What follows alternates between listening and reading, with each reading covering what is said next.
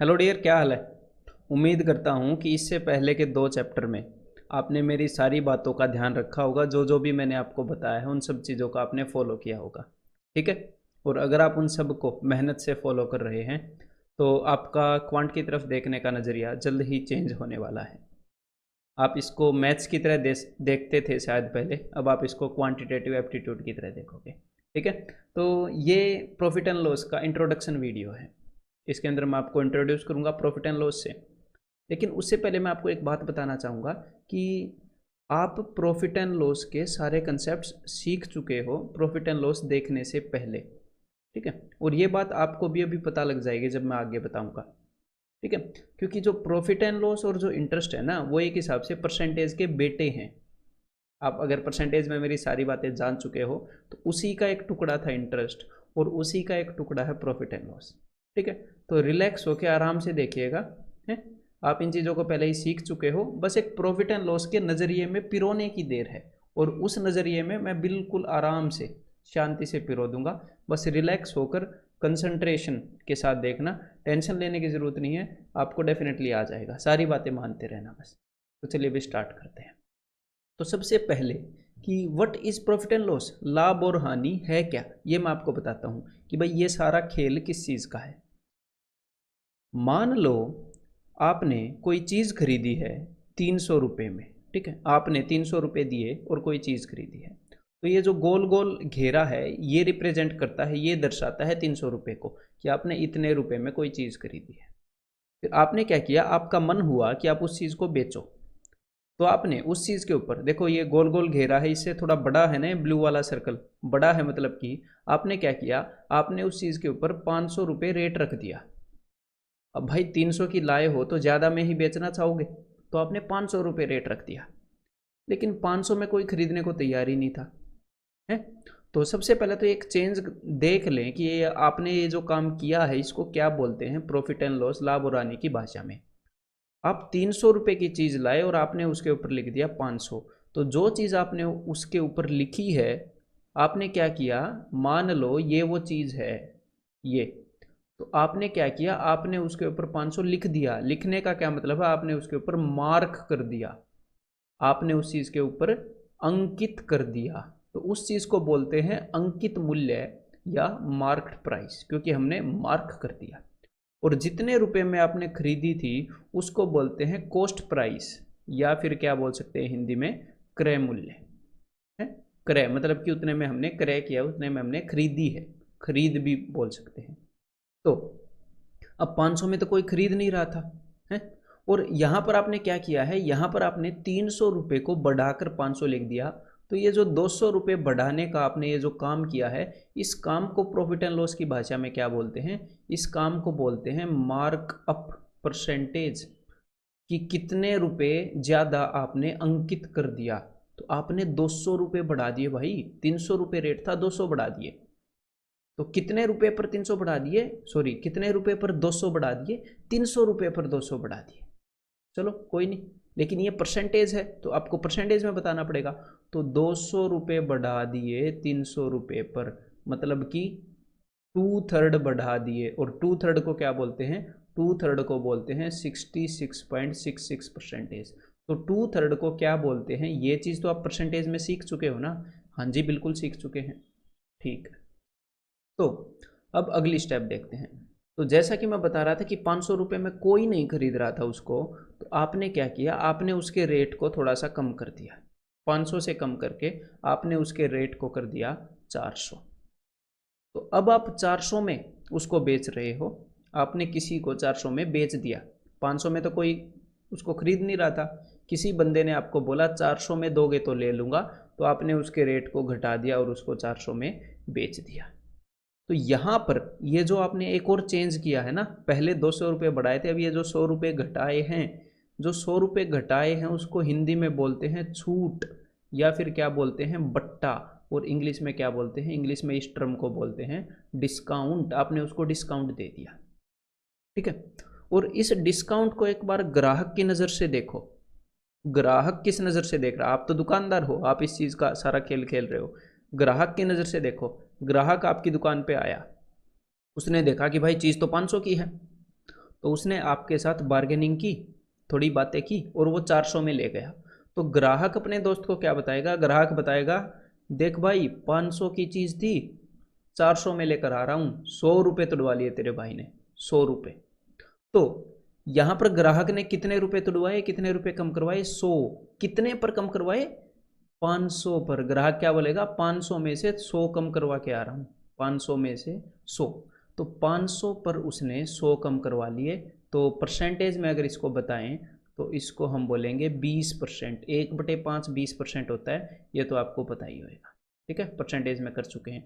तो आपने 20% का डिस्काउंट दे दिया, बट्टा दे दिया।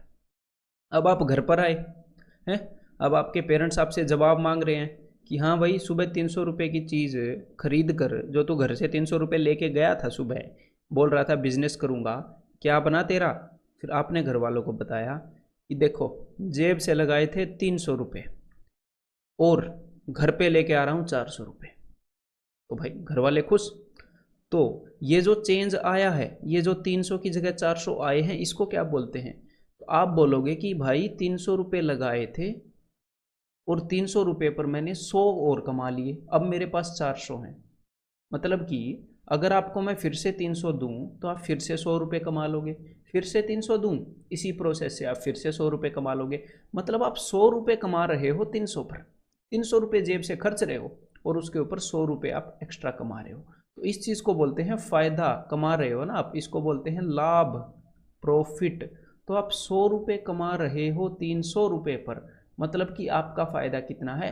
300 पर 100, 3 पर 1, मतलब कि 33.33% या 33.33%। तो इस चेंज को बोलते हैं प्रॉफिट परसेंट, 33.33%। तो यहाँ पर अब आप मेरी बात सुनिएगा ध्यान से कि यहाँ पर मैंने आपको कितनी चीज़ें बताई हैं, क्या क्या चीज़ें डिस्प्ले की हैं, एक बार उन सभी को फिर से देख लेते हैं, है ना? तो देखते हैं भाई क्या क्या है यहाँ पर। देखो यहाँ पर मैंने आपको बताए हैं 3 प्राइस, 3 रेट, 3 मूल्य। एक मूल्य को बोलते हैं कॉस्ट प्राइस। तो क्या बोलते हैं ये ज़्यादा मैटर नहीं करता, उसकी फीलिंग समझो।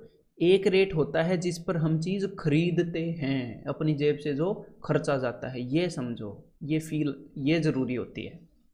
एक दूसरा मूल्य है जो हम चीज़ के ऊपर लिख देते हैं, उसको बोलते हैं मार्क्ड प्राइस। तो फील क्या है? जो मूल्य चीज़ पर लिखा होता है उसको बोलते हैं मार्क्ड प्राइस, या फिर इसको कुछ भी बोल सकते हो आप, नाम तो कुछ भी दे देंगे, टैग प्राइस या फिर लिस्ट प्राइस। हिंदी में क्या बोलेंगे? अंकित मूल्य, ठीक है, या उसके ऊपर लिखा हुआ मूल्य। तो उसी फीलिंग को एक्सप्रेस करने के लिए वर्ड्स का तो किसी का भी सहारा ले सकते हैं। और एक तीसरा मूल्य है जिसको बोलते हैं सेलिंग प्राइस, जिसके ऊपर उस चीज़ को बेचा गया है। सेलिंग प्राइस यानी कि विक्रय मूल्य, हिंदी वालों के लिए विक्रय मूल्य। क्लियर है? तो हमारे सामने 3 तो प्राइस हैं और 3% चेंज हैं, 3% चेंज हैं। कौन से वाला? एक तो ये है मार्कअप परसेंटेज कि कितने प्रतिशत ज़्यादा अंकित किया, एक है प्रॉफिट परसेंटेज यानी कि लाभ प्रतिशत, एक है डिस्काउंट परसेंटेज। तो एक बार इनको मैं फिर से परसेंटेज चेंज को रिवाइज करूं, फिर इनका खेल देखते हैं क्या है। देखो कि ये जो मार्कअप परसेंटेज है ये हमने किया है कॉस्ट प्राइस को, जितने रुपए में हमने खरीदा था उसको बढ़ाया है। तो जो मार्कअप परसेंटेज है ये हमने बढ़ाया किसको है? कॉस्ट प्राइस को। तो मार्कअप परसेंटेज हमेशा कॉस्ट प्राइस पर देखेंगे, कितने प्रतिशत रेट बढ़ाया गया है वो हमेशा क्रय मूल्य पर देखेंगे। ठीक है, वो इसका प्रतिशत होगा, इसका प्रतिशत नहीं होगा। जो चीज़ बेस है ना, जहाँ से चेंज आना शुरू होता है, जहाँ से जो बदलाव आना शुरू होता है वो बेस होता है। तो शुरू में 300 रुपये थे, वहाँ से बढ़ाकर 500 लिखे, तो बेस क्या है? 300, 300 से 500 पे गए। अब दूसरा चेंज देखो, उसके ऊपर लिखा हुआ था 500, लेकिन घटा के 400 रुपये में बेच दिया। तो चेंज आना स्टार्ट कहाँ से हुआ? 500 से। समझ में आई बात? 500 लिखा हुआ था, 500 में से 100 घटा दिए। तो अब की बार परसेंटेज किसके ऊपर बेस्ड देखेंगे? जो डिस्काउंट परसेंटेज है, जो बट्टा प्रतिशत है, वो देखेंगे मार्केट प्राइस के ऊपर। ठीक है, अगर 30% अगर कोई डिस्काउंट देगा तो मार्केट प्राइस का 30% देगा, सेलिंग प्राइस का नहीं। मार्केट प्राइस को घटाते हैं, अंकित मूल्य को घटाते हैं। तो दूसरा चेंज भी रिवाइज कर लिया, अब तीसरा चेंज रिवाइज करते हैं भला। तो भाई तीसरा जो बदलाव है, तीसरा जो चेंज है वो होता है कि कितने रुपए में चीज़ खरीदी और कितने में बेची। तो हमेशा जब भी आप फायदा और नुकसान देखोगे वो किस चीज़ के ऊपर बेस्ड देखोगे, वो देखोगे मैंने अपनी जेब से कितने खर्चे थे और जितने भी खर्चे थे उनका कितना प्रतिशत मैंने कमा लिया। क्लियर है? जितने भी हमने खर्चे थे, मान लो आपका आप हो, आपने यही एग्जाम्पल ले लेते हैं, आप हो, आपने 300 रुपये पर 100 रुपये कमाए और आपका एक दोस्त है उसने 30,000 रुपये पर 100 रुपये कमाए, तो बात तो बराबर नहीं है ना। कहाँ 30,000 का रिस्क लिया और कहाँ 300 का रिस्क लिया। तो हमेशा जो फायदा और नुकसान है वो देखते हैं कि कितने खर्चे उस पर कितने कमाए, कितने खर्चे उस पर कितने कमाए। अगर नुकसान भी होगा तो कितने खर्चे थे जेब से उस पर कितने गंवाए।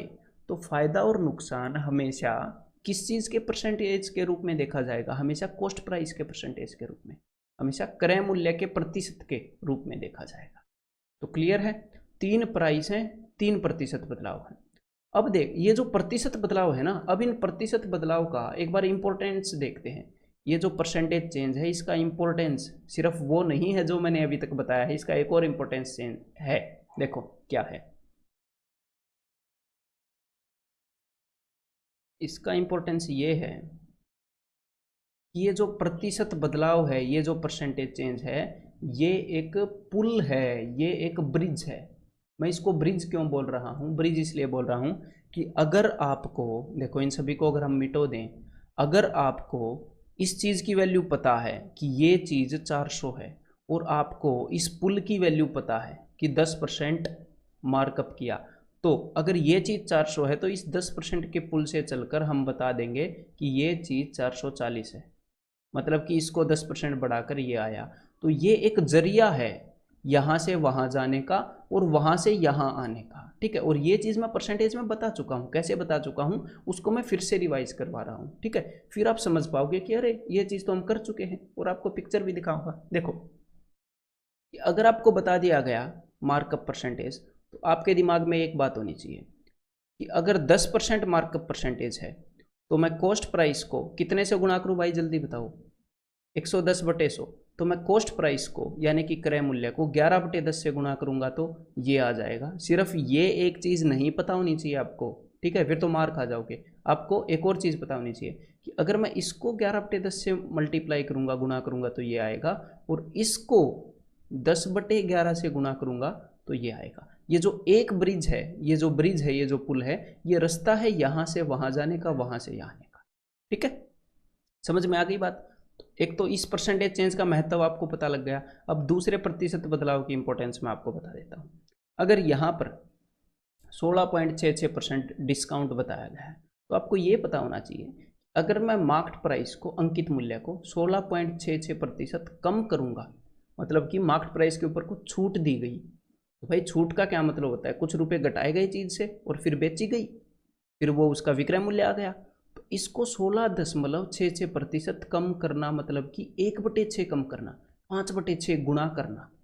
तो अगर मैं मार्केट प्राइस को, अंकित मूल्य को 5/6 से गुणा करूंगा तो सेलिंग प्राइस आ जाएगा, और सेलिंग प्राइस को अगर मैं 6/5 से गुणा करूंगा तो मार्केट प्राइस आ जाएगा। तो इस पुल का, इस ब्रिज का महत्व समझ गए कि अगर इन दोनों में से एक वैल्यू गिवन हो, इन दोनों में से, और ये पुल बताया हो, तो आप दूसरी वैल्यू पर पलक झपकते ही बिना लिखे पहुंच सकते हो, बिना लिखे, ठीक है, बिना ज़्यादा कैलकुलेशन किए। अब भाई ये तीसरा पुल देख लेते हैं। तो तीसरा पुल क्या कहता है, अगर किसी चीज़ को मान लो 12.5% के फायदे पर बेचा गया, तो ये कहता है कि ये जो कॉस्ट प्राइस जितना भी है इससे 12.5% ज़्यादा पर बेचा गया है, मतलब कि इससे 12.5% ज़्यादा है ये सेलिंग प्राइस। तो किसी भी चीज़ को 12.5% बढ़ाना है तो किससे गुणा करना पड़ता है, तो गुणा करना पड़ता है 9/8 से। ये चीज़ें तो मैं आपको परसेंटेज में बता चुका हूँ, है ना। तो इस चीज़ को 9/8 से गुणा करेंगे तो सेलिंग प्राइस आ जाएगा, और सेलिंग प्राइस को अगर 8/9 से गुणा करेंगे तो कॉस्ट प्राइस आ जाएगा। तो समझ गए, 3 प्राइस है, उनके बीच में 3 रिलेशन है। अगर आपको ये सारी चीज़ें पता है ना मेरे भाई, अब एग्जामिनर कुछ भी कर ले, आप हार नहीं मानने वाले, आप डेफिनेटली शॉर्टेस्ट रास्ते से जाओगे। टेंशन मत लो, मेरी टेंशन है, मेरी बातें मानते रहो, हैं, इस लायक मैं बना दूंगा आपको। कॉन्फिडेंस अपने आप आ जाएगा, और कॉन्फिडेंस के साथ परफॉर्मेंस भी आएगी। तो देखो अब ये सारी चीज़ें आप पहले कर चुके हो, इसका प्रूफ दिखाता हूँ। देखो परसेंटेज की जो वीडियो है वहीं से एक मैंने स्लाइड उठाई है, तो उसके अंदर ये क्वेश्चन मैं आपको करवा चुका हूँ। तो जो प्रॉफिट एंड लॉस है उसके अंदर तो सिर्फ 3 ही पुल हैं, सिर्फ 3 ब्रिज हैं और सिर्फ 3 वैल्यू हैं। अरे मैं तो 5 वैल्यू और 4 पुलों वाले क्वेश्चन भी आपको करवा चुका हूँ, है ना। हम इससे कॉम्प्लेक्स चीज़ें कर चुके हैं। तो एक बार ये क्वेश्चन ट्राई करिएगा वीडियो को पॉज करके। 2 नंबर की वैल्यू हमें पता है और इन वैल्यूज़ के बीच में रिस्पेक्टिव चेंज हमें पता है, हमें पहले नंबर की वैल्यू निकालनी है। तो ये प्रॉफिट एंड लॉस की जो खेल है उससे कहीं ज़्यादा मुश्किल क्वेश्चन है, और ये आसान है तो वो तो बहुत आसान है। तो चलो मैं आपको इसका सॉल्यूशन बताता हूँ। मुझे पता है वैल्यू नंबर 2 को 16.66% बढ़ाया गया, मतलब कि 1/6 बढ़ाया गया, मतलब कि 7/6 गुणा किया तो तीसरी वैल्यू आ गई। और पांचवी वैल्यू को 12.5% घटाया गया, मतलब कि 1/8 घटाया गया, मतलब कि 1 - 1/8, इसको 7/8 गुणा किया गया पांचवी को, तब जाके ये तीसरी आई है। ऐसे पांचवी से 12.5% कम है, इस तीर का ये मतलब है। जब 4 नंबर वैल्यू को 37.5% बढ़ाया गया, मतलब कि 3/8 बढ़ाया गया, यानी कि 1 + 3/8, जब चौथी नंबर को 11/8 से गुणा किया तो पांचवी आई। और जब पहली वाली वैल्यू को, ये 9 का पहाड़ा है तो नीचे 11 आएगा, 3/11 घटाया गया, मतलब कि 8/11 से गुणा किया गया, तब जाके चौथी वैल्यू आई। तो भाई देखो मैंने बताया था ना, ये जो परसेंटेज चेंज हैं ये पुल हैं, पुल। अब इन पुलों का मैं कैसे यूज करता हूँ, देखो 300, अभी मैं कहाँ पर खड़ा हूँ, मान लो मैं 2 नंबर पर खड़ा हूँ, तो अगर मैं इसको 7/6 से गुणा करूंगा तो मैं पुल पर से चल के तीसरे पे आ गया। 7/6 से मैंने गुणा किया, दूसरी वैल्यू को 7/6 से गुणा करेंगे तो तीसरी बन जाएगी, उसकी वैल्यू कितनी हो जाएगी, जितनी तीसरी की है उतनी। तो मैं 3 नंबर पे आ गया ना। अब मुझे ये पता है कि पांचवी वाली को 7/8 से गुणा करेंगे तो तीसरी आ जाएगी, लेकिन मैं तो तीसरी पर हूँ, तो तीसरी को इसका उल्टा 8/7 से गुणा करूंगा और मैं पांचवी पर पहुंच जाऊंगा। मैं तो पांचवी पर खड़ा हूं। चौथी को 11/8 से गुणा करेंगे तो पांचवी आ जाएगी, तो पांचवी को तो मैं 8/11 से गुणा करूंगा, पांचवी को 8/11 से गुणा करूंगा, तो मैं चौथी पर खड़ा हूं अभी। अब मुझे ये पता है पहली वाली को 8/11 से गुणा करूंगा तो मैं चौथी पर पहुंच जाऊंगा, तो चौथी को तो मैं 11/8 से गुणा करूंगा। अब तो मैं पहली पर पहुंच गया, मतलब ये जितने भी पुल थे उन सब का मैंने इस्तेमाल कर लिया। तो देख लेते हैं पहली की क्या वैल्यू आई। तो 8 से 8 कैंसिल, 11 से 11 कैंसिल, 7 से 7 कैंसिल, 6 से ये जाएगा 5 पर, 6 5 30, तो 8 5 40, तो पहली की वैल्यू आ गई जी 400। तो प्रॉफिट एंड लॉस के अंदर इतने ब्रिजेस हमने कवर नहीं करने हैं। तो ये तो हो गया प्रॉफिट एंड लॉस का सारा खेल। अब मैं क्या करता हूँ, ध्यान से मेरी बात को सुनिए। आगे आपको 2 क्वेश्चन दिखाऊंगा, वो दोनों क्वेश्चन इस तरह से लगेंगे जैसे वो प्रॉफिट एंड लॉस चैप्टर से हैं, लेकिन उन क्वेश्चंस को सोल्व करने के अंदर हमें प्रॉफिट एंड लॉस की समझ नहीं चाहिए। और उन क्वेश्चंस को मेरा दिखाने का पर्पज़ पता है क्या है, उन क्वेश्चंस को दिखाने का ये पर्पज़ है कि भाई हमने क्वेश्चंस को इस नज़र से नहीं देखना कि ये टाइम एंड वर्क का है, ये प्रॉफिट एंड लॉस का है, ये एवरेज का है। मैं आपको क्वेश्चंस सोल्व करने नहीं सिखा रहा और ना ही मैं आपको प्रॉफिट एंड लॉस सोल्व करना सिखा रहा हूँ। एक्चुअल में मैं आपको एप्टीट्यूड सिखा रहा हूँ, मतलब कि मैं आपको क्वांट की जड़, जो क्वांट की नींव है ना, मैं आपकी वो मजबूत कर रहा हूँ। अगर वो मजबूत हो गई तो किसी भी तरह का क्वेश्चन आए, हमें किसी चैप्टर से कोई लेना देना नहीं है, हमें बेस के जो कंसेप्ट है, हमारी जो बेस की समझ बन जाएगी। चाहे एग्जामिनर 2 चैप्टर को मिक्स करे, 3 चैप्टर को मिक्स करे, या ऐसे ही कोई क्वेश्चन पूछ ले। एप्टीट्यूड जानने के लिए प्रॉफिट एंड लॉस पूछना जरूरी थोड़ी है। तो चलो एक बार उन क्वेश्चंस को करते हैं, देखते हैं कि वो प्रॉफिट एंड लॉस के क्यों नहीं है। If 7% of the sale price of an article is equivalent to 8% of its cost price, ये बोल रहे हैं कि किसी आर्टिकल का, किसी चीज़ का जो सेल प्राइस है, जितने में वो बिकती है, उसका 7% उसके कॉस्ट प्राइस के 8% के बराबर है। तो इसको मैं एक बार लिख लूँ, मैं सेल प्राइस को लिखूंगा S और कॉस्ट प्राइस को लिखूंगा C। तो 7% of S is equal to 8% of C, ये बोल रहा है एग्जामिनर।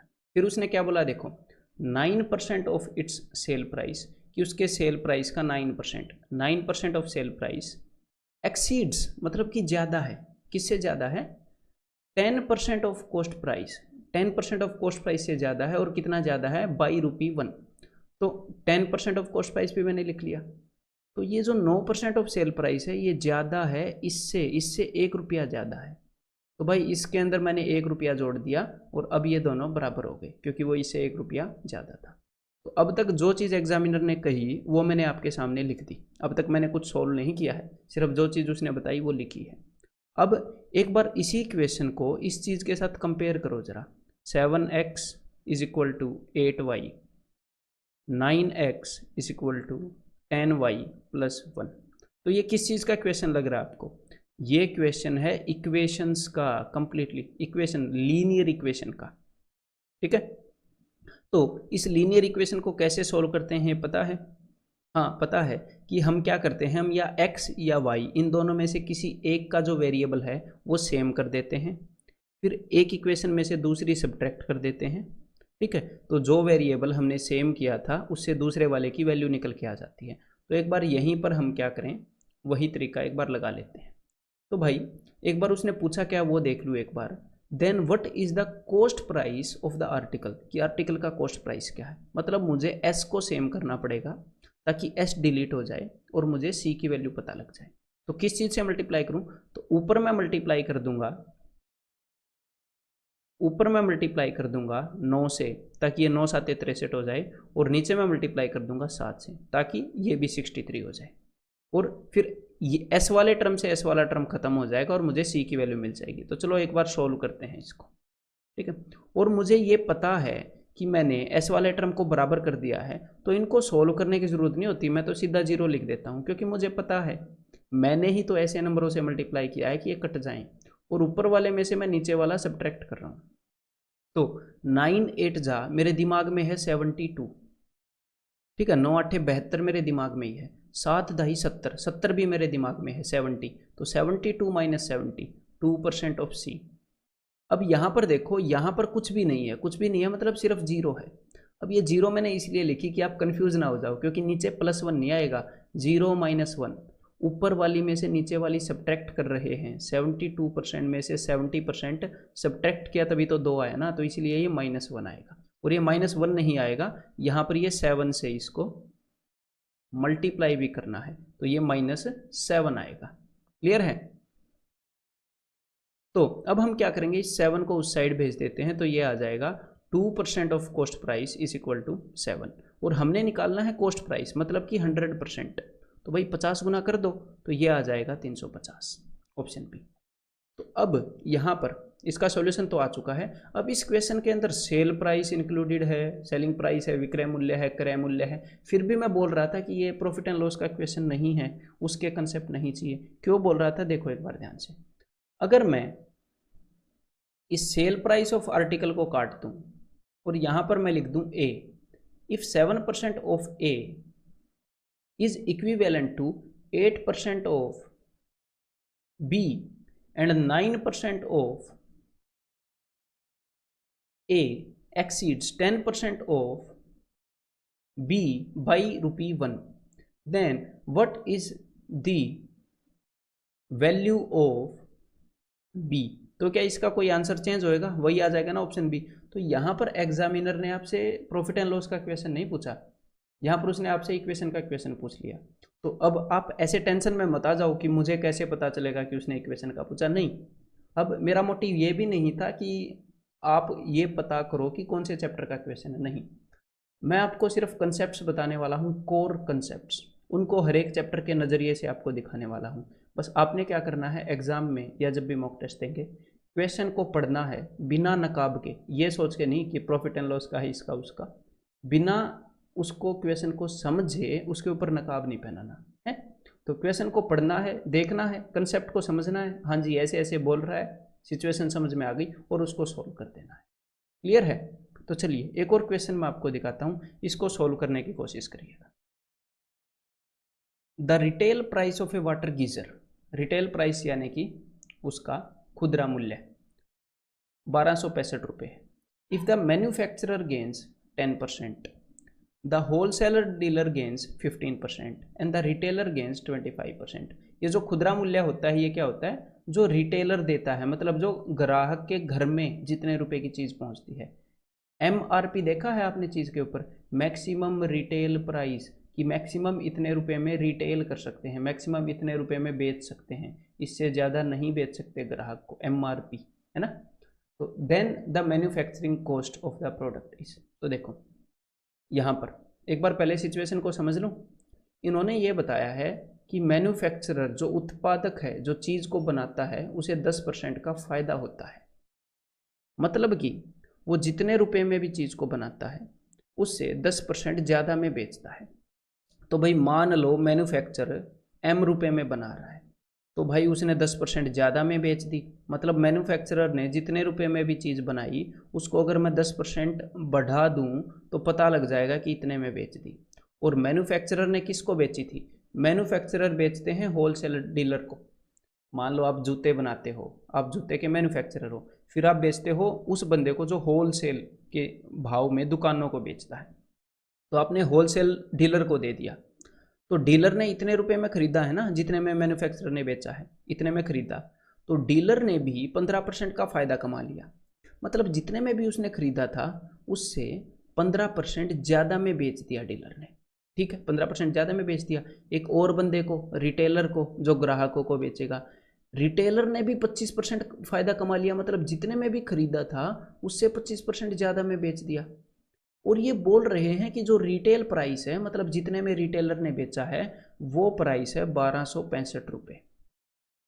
मतलब कि मैन्युफैक्चरर ने कुछ रुपए में एक चीज़ बनाई थी, उसको 10% बढ़ाया गया तो एक नई वैल्यू आई, उस नई वैल्यू को 15% बढ़ाया गया तो एक नई वैल्यू आई, उस नई वैल्यू को 25% बढ़ाया गया तो एक नई वैल्यू आई जो उसने बता दी। और वो पूछ रहा है कि मैन्युफैक्चरिंग कॉस्ट क्या है, मतलब मैन्युफैक्चरर ने कितने रुपए में बनाया। तो एक बार मैं आपको एक और क्वेश्चन यहाँ पर पूछना चाहूँगा कि एक प्रिंसिपल है, उसकी जो कंपाउंडिंग रेट है, मतलब जो उसकी रेट ऑफ इंटरेस्ट है, कंपाउंड इंटरेस्ट है, उसकी जो रेट ऑफ इंटरेस्ट है वो पहले साल के लिए 10% थी, उसके बाद अगले साल के लिए जो उसकी रेट है वो 15% थी, नया प्रिंसिपल आ गया 15% बढ़ गया, और तीसरे साल के लिए जो कंपाउंड इंटरेस्ट की रेट है वो 25% थी। तो आज जो अमाउंट है वो 1265 है। तो क्या आप मुझे प्रिंसिपल बताएंगे? आपसे एक और क्वेश्चन पूछता हूँ कि एक शहर है, या फिर शहर को छोड़ो, एक क्लासरूम है, एक क्लासरूम के अंदर कुछ बच्चे हैं एक स्कूल के अंदर। तो पहले साल उस स्कूल के अंदर जितने भी बच्चे थे, हाँ, पहले साल उस स्कूल के अंदर जितने भी बच्चे थे वो 10% बढ़ गए। किसी क्लास के अंदर, स्कूल में एक क्लास है, मान लो 9वीं क्लास है, 9वीं क्लास में जितने भी बच्चे थे वो 10% बढ़ गए। फिर अगले साल वो फिर से 15% बढ़ गए, तो और ज़्यादा हो गए। अगले साल वो फिर से 25% बढ़ गए, और आज वो बच्चे 1265 है नंबर में। तो क्या आप मेरे को बताएंगे कि स्टार्टिंग में 9वीं क्लास में कितने बच्चे थे? तो आपको ये पॉइंट समझ में आ गया होगा कि यहाँ पर ये कोई प्रॉफिट एंड लॉस का क्वेश्चन नहीं है। सबसे ऊपर क्या है? Profit and loss. ये प्रॉफिट एंड लॉस का क्वेश्चन नहीं है। अगला क्वेश्चन क्या है? Compound interest. ये कंपाउंड इंटरेस्ट का भी क्वेश्चन नहीं है। या फिर अगर मैं टू द पॉइंट बोलूँ, ये क्वेश्चन तो compound interest and profit and loss के है, लेकिन ये कंसेप्ट, ऊपर वाला कंसेप्ट प्रॉफिट एंड लॉस का नहीं है, ये कंसेप्ट भी कंपाउंड इंटरेस्ट का नहीं है। और ये जो कंसेप्ट है ये किस चीज़ का है? ये है परसेंटेज के अंदर जो मैंने आपको कराया था। तो ये जो कंसेप्ट है ये किस चीज़ का है? कि जब कोई भी चीज़ कंटिन्यूसली कुछ कुछ परसेंट बढ़ती है, तो इसीलिए मैं क्या बोलता हूँ कि जो प्रॉफिट एंड लॉस है और जो कंपाउंड इंटरेस्ट, सिंपल इंटरेस्ट, ये दोनों परसेंटेज के बेटे हैं। परसेंटेज के भाई भूई भी नहीं है, कज़न भी नहीं है, ये उसके बेटे हैं, परसेंटेज में से ही निकले हैं। ठीक है, बस परसेंटेज को देखने का नज़रिया अलग अलग करते हैं, अलग अलग नज़रिए से देखते हैं, और तब जाकर हमें ये अलग अलग चैप्टर्स देखने को मिलते हैं। तो यहाँ पर इसको आप ये नहीं बोल सकते प्रॉफिट एंड लॉस का कंसेप्ट है। ठीक है, तो अब आपको एक बात तो पता लग गई होगी कि यहाँ से वहाँ जाने में कितने से गुना करना पड़ेगा? 5/4 से। जब किसी भी चीज़ को 25% बढ़ाते हैं तो 5/4 से गुना करते हैं। लेकिन मुझे तो उल्टा आना है मेरे भाई, तो यहाँ से यहाँ आने में मैंने कर दिया 4/5। अब मुझे इतना पता है यहाँ से वहाँ जाने में 115/100 यानी कि 23/10, 23/20 से गुना करना पड़ेगा। तो मेरे को तो भाई यहाँ से उल्टा आना है, तो मैं इस चीज़ को 20/23 से गुना करूँगा। अब यहाँ से वहाँ जाने में 11/10 से गुना करना पड़ेगा, पर मेरे को आना है उल्टा। तो मैं 10/11 से गुणा करूँगा। तो समझ में आ गई बात, ये खेल है इस क्वेश्चन का। तो चलिए भाई एक बार इसको सोल्व कर ही लेता हूँ। अब यहाँ तक आ गए हैं तो 11 से कैंसिल आउट कर रहा हूँ, 11 एकम 11, 11 एकम 11, 11 पाँचे, और 23 से ये 5 पर जाएगा, 5 से ये 5 कट जाएगा, और ये आ जाएगा अपना 800, ऑप्शन ए। तो क्लियर है? मतलब आपने क्या करना है, जो भी कंसेप्ट आपको मैं बिल्कुल बेसिक से बताने की कोशिश करूं, उसको उतने ही बेसिक से आपने देखते रहना है, ठीक है? हर एक चीज़ करेंगे। तो अब मैं आपको प्रॉफिट एंड लॉस को देखने का एक और नज़रिया देना चाहता हूं, तो चलिए वहां पर चलते हैं। तो भाई प्रॉफिट एंड लॉस को एक और तरीके से हमें देखना आना चाहिए। तो यहाँ पर मैंने क्या किया है, मैंने एक नंबर लाइन बना ली है, और नंबर लाइन पर यहाँ पर है 0, ठीक है, और इससे आगे 1 2 3 4 5 इन्फिनिटी तक, ठीक है। तो मान लो आपने कोई चीज़ खरीदी, और चीज़ को जिस भी रेट में हम खरीदते हैं उसको हम बोलते हैं कॉस्ट प्राइस या क्रय मूल्य। तो ये क्रय मूल्य है, ये 100 हो सकता है, 200 हो सकता है, 300 हो सकता है, कुछ भी हो सकता है। तो नंबर लाइन पर मैंने मान लिया कि यहाँ पर है 200, और उसके बाद आपने क्या किया, आपने इस चीज़ के ऊपर, तो देखो अगर यहाँ पर 0 है, यहाँ पर 200 है, तो यहाँ पर मैंने मान लिया कि भाई 400 है, मैंने खुद एज्यूम कर लिया, ठीक है। मतलब कि मैं क्या कहना चाह रहा हूँ, यहाँ पर इससे बड़ा ही होगा, तो उसने ज़्यादा रुपए उसके ऊपर लिख दिए। अब उसकी चीज़ तो बिक नहीं रही थी, उसको कुछ ना कुछ डिस्काउंट देना पड़ेगा, तो हमने क्या किया, उसके ऊपर डिस्काउंट दे दिया, और हमने उस चीज़ के ऊपर क्या लिख दिया, हमने लिख दिया जी 300। तो हमें नंबर लाइन के ऊपर ये ऐसे देखना आना चाहिए कि कॉस्ट प्राइस है, उससे कुछ परसेंट आगे सेलिंग प्राइस है, मार्क्ड प्राइस से कुछ पीछे सेलिंग प्राइस है, कॉस्ट प्राइस से कुछ आगे मार्क्ड प्राइस है। जो अपनी विजुअलाइजेशन जो मैं आपको करा रहा हूँ, ये कई बार बहुत अच्छी तरह से आपके इक्वेशन को कम टाइम में करवा देती है। तो इसका कॉस्ट प्राइस कितना है, इसका कॉस्ट प्राइस है 0 से लेकर यहाँ तक, ठीक है, और इसका सेलिंग प्राइस कितना है, 0 से लेकर यहाँ तक, इस पूरे डिस्टेंस को सेलिंग प्राइस बोलेंगे, यहाँ से 0 से लेकर 300 तक, ठीक है। ये 0 है, ये 1 है, ये 2 है, ऐसे इस पूरे डिस्टेंस को हम क्या बोलेंगे, दैट इज 300। इस पूरे डिस्टेंस को हम क्या बोलेंगे, 200। तो इन दोनों के बीच का डिस्टेंस क्या हो गया, 100। जस्ट देखने का नजरिया आपको बता रहा हूँ। अब 0 से लेकर पूरा यहाँ तक ये जो डिस्टेंस है, ये कितना है, 400। इसको हम बोल रहे हैं मार्केट प्राइस। तो अब आप ये देखो कि कॉस्ट प्राइस और सेलिंग प्राइस के बीच में जो डिफरेंस है यहाँ पर, तो यहाँ पर सेलिंग प्राइस कॉस्ट प्राइस से कितना ज़्यादा है, 100 ज़्यादा है, वो यहाँ पर लिखा हुआ है। एक बार इनको ऊपर लिख लें भाई, ये लो। तो जो प्रॉफिट है, जो फायदा है, उस चीज़ को क्या रिप्रेजेंट करता है, उस फायदे को रिप्रेजेंट करता है ये काली वाली डंडी, ये वाला गैप। ये वाला गैप किसको रिप्रेजेंट करता है कि फायदा कितना है, कि सेलिंग प्राइस कॉस्ट प्राइस से कितना ज़्यादा है। और डिस्काउंट कितना है, उस चीज़ को रिप्रेजेंट करती है ये वाली डंडी। डिस्काउंट यानी कि छूट, कि मार्केट प्राइस से सेलिंग प्राइस कितना कम है, मार्केट प्राइस और सेलिंग प्राइस के बीच में कितना गैप है, और मार्कअप कितना है, अंकित मूल्य कितना ज़्यादा है, उस चीज़ को डिनोट करता है, उस चीज़ को दर्शाती है ये वाली डिस्टेंस, ये वाली दूरी, ठीक है। बस एक इसी फॉर्म में मैं आपको दिखाना चाह रहा था। अब हम आगे बढ़ते हैं।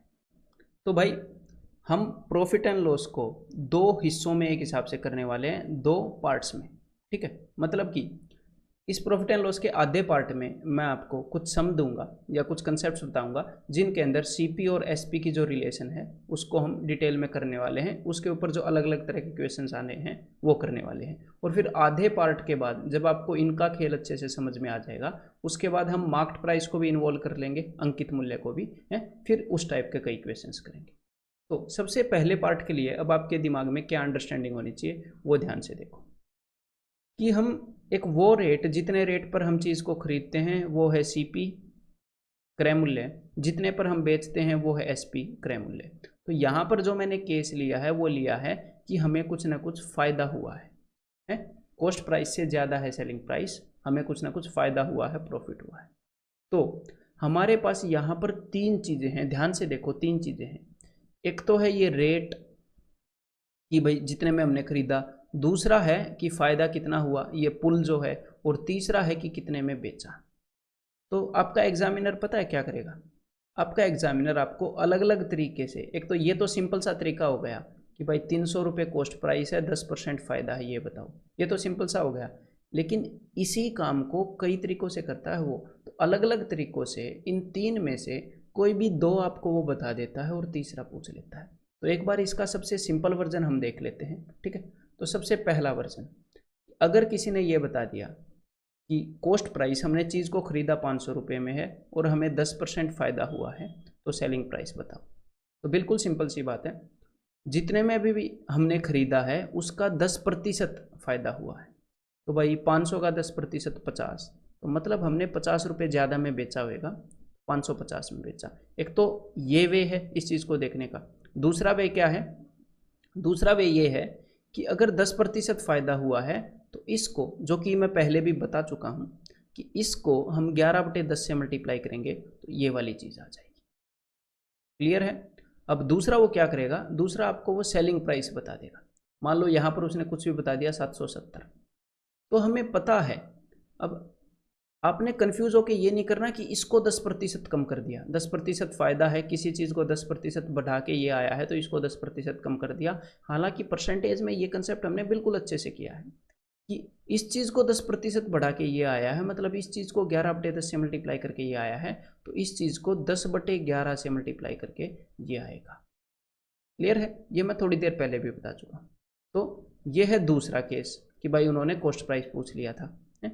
अब इस चीज़ को आप एक और तरीके से देख सकते हो, कंफ्यूज मत होना, ठीक है। यहाँ पर वो कन्फ्यूज़न होने लायक बातें भी अभी मैं नहीं बता रहा हूँ कि इस चीज़ को हम कैसे देख सकते हैं कि किसी भी चीज़ को जब हम खरीदते हैं उसके ऊपर जो भी हम खर्चा करते हैं उसको हम मान सकते हैं कि जो भी हमने खर्चा किया वो अपने आप में 100% है, अपने आप में 100% है। जो भी हमने खर्चा किया वो 100% है। तो अगर आप 10% फ़ायदे पर बेच रहे हो तो इसका मतलब जितने भी रुपए आपने लगाए थे, आपने उसका 110% जितना भी होता है उतने में उस चीज़ को बेचा है। 10% फ़ायदे पे बेच रहे हो ना, तो मतलब कि जितना भी आपने खर्चा किया था उसका 110% जो भी होता है उतने में आपने बेचा। तो 110% की वैल्यू क्या है, 770। 1% की वैल्यू क्या हो जाएगी, 7, और 100% की वैल्यू क्या हो जाएगी, 700। तो यहाँ पर क्या आ जाएगा, 700। मतलब कि हम परसेंटेज के वे में भी ऐसे देख सकते हैं। क्लियर है। और तीसरी चीज़ वो क्या आपसे पूछ सकता है कि भाई ये प्रॉफिट पूछ लेगा। यहाँ पर उसने बता दिया कि 700 रुपये में चीज़ खरीदी और 770 में बेची, तो भाई कितने का फ़ायदा या नुकसान हुआ। तो यहाँ पर फ़ायदा हुआ है 70 रुपये का 700 पर, जो कि है 10%। तो बिल्कुल सिंपल सी बात बता दी है। ये तीनों नज़रिए मैंने आपको बता दिए ना। तो ये मैंने बताई थी पहली सिचुएशन है। दूसरी सिचुएशन में क्या होएगा, दूसरी सिचुएशन में कोई खास बदलाव नहीं है, उसको फ़ायदे की जगह नुकसान हो जाएगा। मतलब कि जितने में भी उसने खरीदा था उससे कम में वो बेच देगा। बस पहले हम कुछ परसेंट बढ़ा रहे थे, अब हम कुछ परसेंट घटाएंगे चीज़ों को। कि मान लो उसने ये चीज़ 1600 रुपये में खरीदी, उसको 12.5% का नुकसान हो गया, तो 1600 को 12.5% कम, यानी कि 1/8 कम करेंगे, मतलब कि 7/8 गुना कर देंगे, तो यहाँ पर हमें पता लग जाएगा कि सेलिंग प्राइस 1400 है। तो मेरे को पता है कि आपको ये सारी रिलेशन अच्छे से क्लियर हो गई होगी, ठीक है। तो अब हम क्या करने वाले हैं, अब हम कुछ स्पीड बिल्डिंग टेस्ट करने वाले हैं। और स्पीड बिल्डिंग टेस्ट स्पीड से करने के लिए नहीं होता, स्पीड को बिल्ड करने के लिए होता है। लेकिन जो भी स्पीड बिल्डिंग टेस्ट मैं आपको देता हूँ वो होता है मेंटली करने के लिए, बिना पेन और पेपर के करने के लिए। तो जो भी PDF आपने डाउनलोड की है, अगर आपने उसको अभी तक प्रिंट आउट नहीं निकलवाया है उसका, तो निकलवा लीजिएगा और वहाँ से स्पीड बिल्डिंग टेस्ट दीजिएगा। उसके बाद वीडियो के फॉर्म में मैं आपको उसके आंसर की दूंगा और कुछ क्वेश्चंस को सॉल्व करके दिखाऊंगा, ठीक है। तो उसमें मिलते हैं।